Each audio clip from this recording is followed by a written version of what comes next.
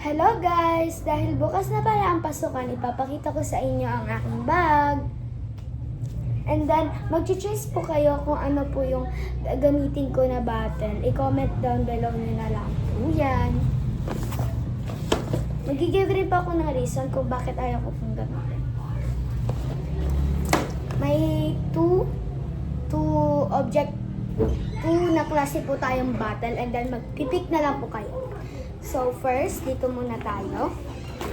Meron po tayong eraser, PE. And then next po, meron po tayong candy pen, pero marker po siya.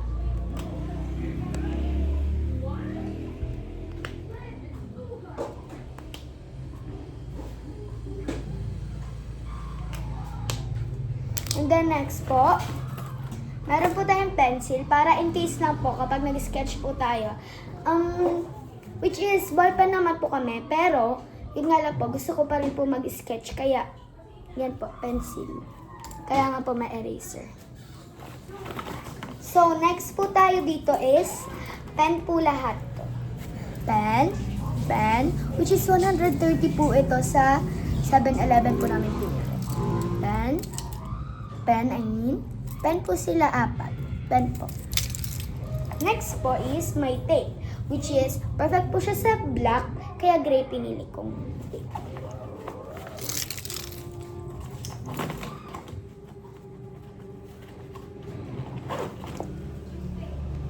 Next po tayo.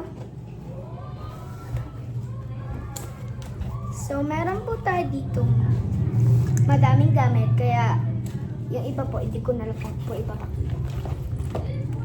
So, may off po tayo kasi kapag, di ba, eskwela po tayo, tapos kapag lunch, pinapatay po namin yung aircon, in case lang po. May money po dito, pero hindi ko na po siya papakita. Tapos, sticky notes, and sticky notes. And little notebook. Papakita ko po ang loob niya.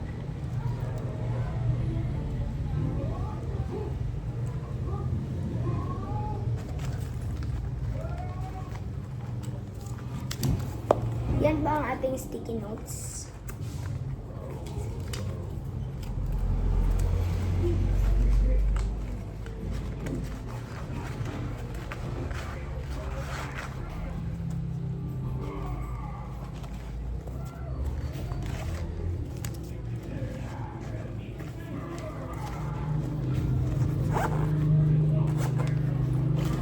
Next po tayo, calculator.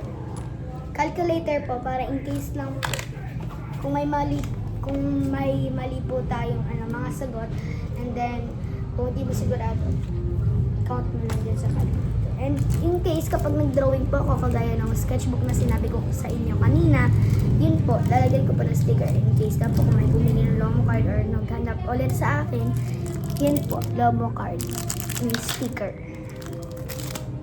Next po tayo, notebook. Yan po yung mga laman na kunti lang po. Mga names and numbers. Let's put it back muna, guys. Next, guys, is meron po tayo dito ang pabango para po siyang bench. Which is mabango po.